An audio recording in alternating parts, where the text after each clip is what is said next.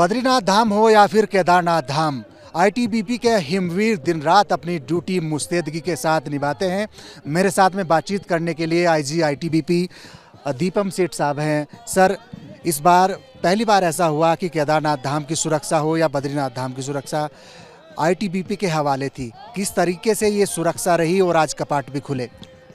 देखिए, आईटीबीपी के जो हिमवीर हैं वो हमेशा ही सरहद पर और जो हमारे दूरस्थ चौकियां हैं अंतर्राष्ट्रीय सीमा पर, उस पर बर्फीली चोटियों पे काम करने के लिए हमेशा तत्पर रहते हैं।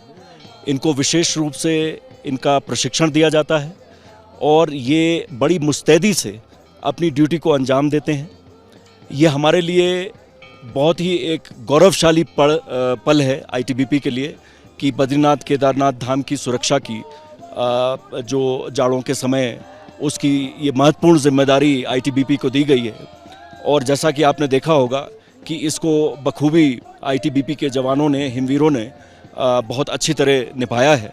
और आगे भी हम इसी प्रकार जो भी हमें राज्य सरकार से जो भी जिम्मेदारियां दी जाएंगी, वो आईटीबीपी का जो नॉर्दर्न सेक्टर है वो हमेशा इनको करने के लिए तत्पर है।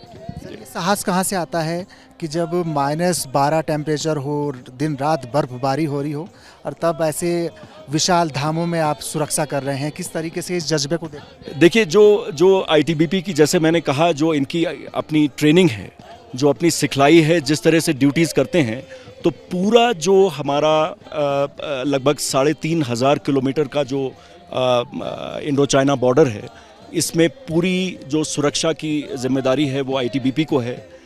शुरुआत से ही इनको माउंटेन क्राफ्ट, हाई ऑल्टीट्यूड में कैसे सर्वाइव करते हैं, हाई ऑल्टीट्यूड में किस प्रकार ड्यूटी देते हैं, और विषम से विषम परिस्थितियों में बर्फीली पहाड़ियों पर और जो हमारी दूरस्थ क्षेत्र हैं उनमें किस प्रकार अपने आप को फिट रखते हुए और अपनी ड्यूटी के प्रति किस प्रकार अपना पूरा ध्यान देते हैं, इसके लिए उनको एक विशेष प्रशिक्षण दिया जाता है और समय समय पे रिफ्रेशर कोर्सेज कराए जाते हैं।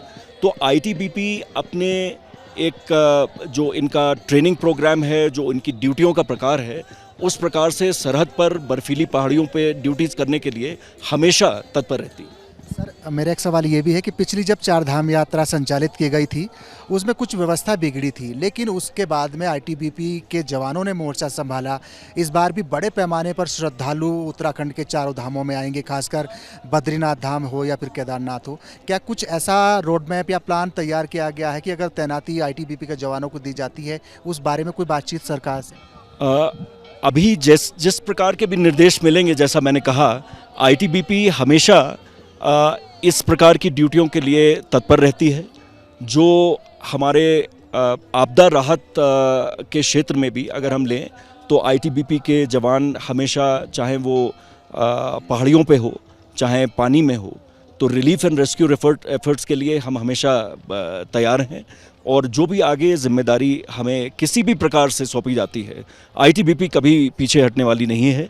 और हमें ये सौभाग्य है हमारा कि हमें ये मौका मिलेगा कि हम कहीं पे भी और जो है वो सुरक्षा व्यवस्था में यात्रियों के बेहतर सहयोग के लिए अपना अगर हम कुछ भी योगदान दे पाएँ तो ये आईटीबीपी के लिए सौभाग्य की बात है।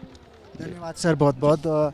विषम से विषम परिस्थिति हो, लेकिन आईटीबीपी के हिमवीर दिन रात, चाहे बर्फबारी हो, बारिश हो, उसमें डटे रहकर अपनी मुस्तैदगी से अपनी ड्यूटी निभाते हैं। अपने सहयोगी कैमरा पर्सन क्रिस्टोफर लॉरेंस के साथ विनोद कुमार, एबीपी गंगा, केदारनाथ धाम। ये देखिए, ये